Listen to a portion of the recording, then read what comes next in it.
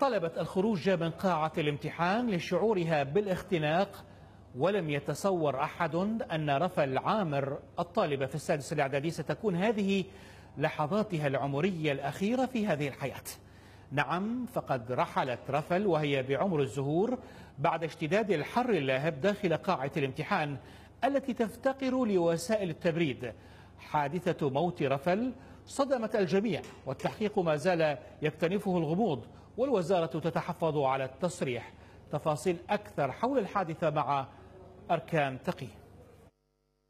رفل عامر تلك الطالبة في الصف السادس الإعدادي التي أصبحت حديث مواقع التواصل الاجتماعي، طالبة حلمت باجتياز مرحلة الإعدادية والانتقال نحو تحقيق طموحاتها المستقبلية، فانتهى بها المطاف صريعة الحر الشديد في قاعات الامتحان وانقطاع السبل بالتيار الكهربائي.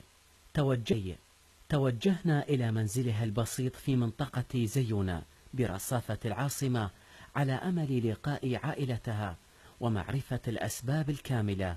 أسوة باللجنة التحقيقية الخاصة بالحادثة، عند وصولنا إلى منزلها رفض ذوي الضحية الحديث لنا.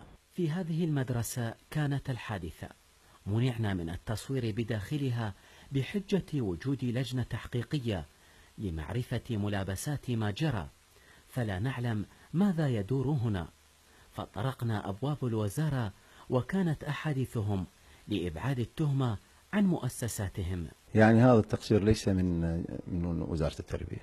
أنت تعرف أن وزارة التربية هي وزارة تعليمية وتؤدي الامتحان أينما كان، ولكن نحن نسقنا مع وزارات أخرى. أنا تعرف احنا نسقنا مع 5 وزارات غير وزارة الكهرباء، وإن شاء الله نعرف ملابسات الحادث ونعلنها إن شاء الله.